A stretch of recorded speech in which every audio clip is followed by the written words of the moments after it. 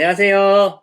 사랑하는 성도님, 한 주간 건강하고 평안하게 잘 보내셨나요? 몸도, 마음도, 영혼도 강건하게 보내셨기를 바랍니다. 오늘은 가스펠 프로젝트 구약 1 위대한 시작 시리즈 마지막 시간입니다. 13주 동안 함께 하나님 말씀을 나누면서 어떠셨는지 모르겠습니다. 창세기를 통해 신실하신 하나님을 만나고 예수님을 보내신 하나님을 더 신뢰하고 하나님 말씀을 따르는 그런 시간이 되셨나요?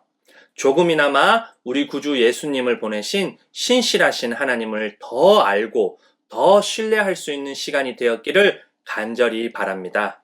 다음 주는 주기도문 메시지를 토요일과 주일에 걸쳐 3번 나누고 그 다음 주부터 가스펠 프로젝트 구약 2번째 하나님의 구출 계획 시리즈를 가지고 계속해서 하나님 말씀 나누도록 하겠습니다.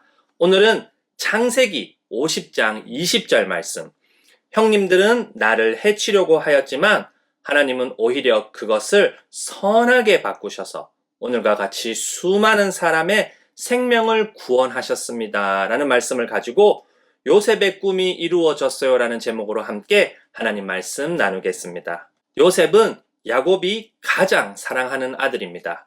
야곱의 편애, 요셉의 자기중심적인 이기심, 그리고 형들의 미움은 요셉을 이집트 노예로 팔아넘기는 상상할 수 없는 결과를 낳게 됩니다. 하지만 하나님이 요셉을 이집트로 보낸 데는 2가지 이유가 있습니다.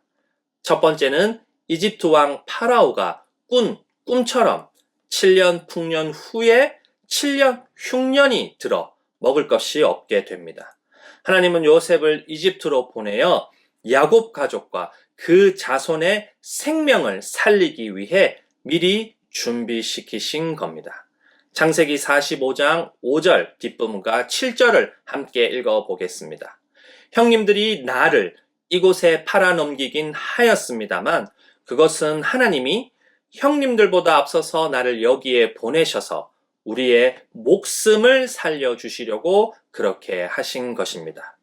하나님이 나를 형님들보다 앞서서 보내신 것은 하나님이 크나큰 구원을 베푸셔서 형님들의 목숨을 지켜주시려는 것이고 또 형님들의 자손을 이 세상에 살아남게 하시려는 것입니다.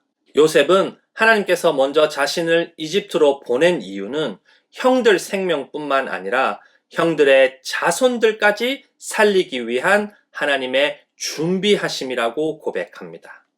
요셉은 아버지 야곱뿐만 아니라 모든 가족을 이집트로 불러들이고 야곱은 이집트로 가기 전에 하나님 음성을 듣습니다.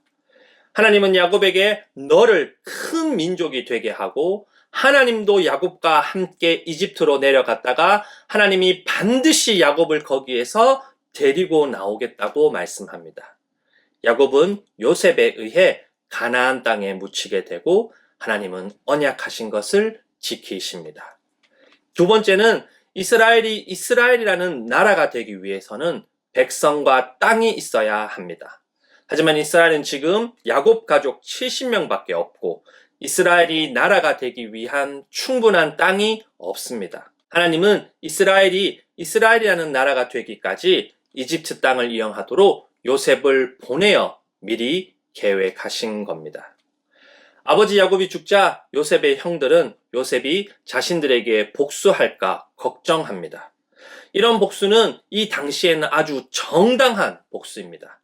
이집트 총리가 된 요셉이 복수를 위해 형들을 죽인다고 해서 문제될 것은 하나도 없습니다. 하지만 요셉은 복수하지 않습니다. 요셉은 하나님께서 자신을 먼저 이집트로 보낸 이유를 알기 때문입니다. 오늘 본문인 창세기 50장 20절을 다시 한번 함께 읽어보겠습니다. 형님들은 나를 해치려고 하였지만 하나님은 오히려 그것을 선하게 바꾸셔서 오늘과 같이 수많은 사람, 큰 백성의 생명을 구원하셨습니다. 여기서 말하는 수많은 사람의 원래 뜻은 큰 백성이고 백성이 단수형입니다. 여러 민족의 생명이 아니라 훗날 이스라엘 나라가 될 야곱 자손들의 생명을 말하는 겁니다. 하나님은 야곱의 편에 요셉의 자기중심적인 이기심, 그리고 형들의 미움, 그 결과 이집트 노예로 팔아넘기는 전혀 생각하지 못한 방법으로 요셉을 이집트로 보내어 흉년 때를 미리 준비하시고 나라로서 이스라엘을 미리 계획하신 겁니다. 결국 하나님께서 요셉을 이집트로 보내어 미리 준비하고 미리 계획하신 것은 이스라엘의 생명을 살리기 위함입니다. 하나님의 백성이 되는 이스라엘의 생명을 살리기 위해 하나님은 요셉을 이집트로 보내어 미리 준비하고 계획하신 겁니다.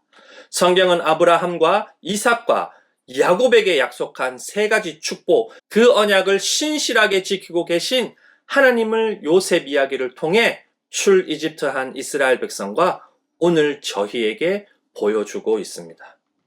이제 요셉도 죽음을 맞이합니다. 요셉도 이집트 땅에서 죽습니다. 요셉은 하나님의 때가 되면 이집트 땅을 나가 가나안에서 살게 될 거라고 말합니다. 요셉은 언젠가 이집트를 떠날 때 자신의 유고를 가지고 가라고 말합니다. 요셉은 하나님께서 언약한 땅 가나안에 묻힙니다. 창세기의 끝은 요셉의 죽음으로 끝이 납니다. 마치 요셉의 죽음으로 하나님께서 언약하신 것이 이루어지지 않는 것처럼 보일 수 있습니다. 그러나 창세기 이야기는 자연스럽게 다음 책인 출애굽기로 이어집니다. 요셉이 죽고 약 360년 후에 모세는 요셉의 유고를 가지고 이집트를 나가게 되고 약 407년 후에 이스라엘 백성은 요셉의 유고를 가나안 땅에 묻습니다. 사랑하는 성도님, 하나님은 하나님께서 언약하신 것, 약속하신 것은 그 어떤 일과 방해가 있어도 반드시 지키시는 분임을 다시 한번 보여주고 있습니다. 사람의 실수, 실패, 죄와 죽음, 그 어떤 것도 하나님의 언약, 약속을 방해할 수 없습니다. 하나님은 자신이 말씀하신 것을 반드시 지키시고 약속하신 것을 반드시 이루시는 분입니다. 데살로니가전서 5장 24절을 함께 읽어 보겠습니다. 여러분을 부르시는 분은 신실하시니 이 일을 또한 이루실 것입니다.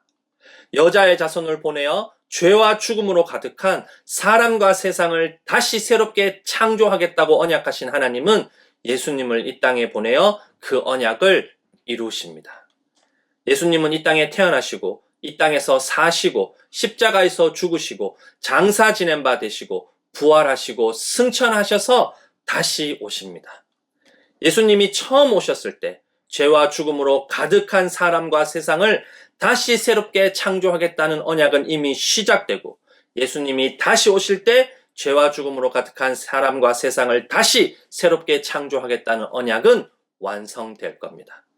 사랑하는 성도님, 예수님께서 다시 오실 때 예수님을 믿는 모든 사람은 예수님처럼 죄와 죽음이 없는 영원한 생명을 가진 존재가 될 겁니다. 이 세상도 죄와 죽음이 없는 완전한 평화의 하나님 나라가 될 겁니다. 예수님을 믿는 모든 사람은 영원한 생명을 가지고 완전한 평화의 하나님 나라에서 영원히 성삼위일체 하나님과 함께 살게 됩니다. 예수님을 믿음으로 이 귀한 축복을 모두 다 누리는 저희가 되기를 간절히 소원합니다.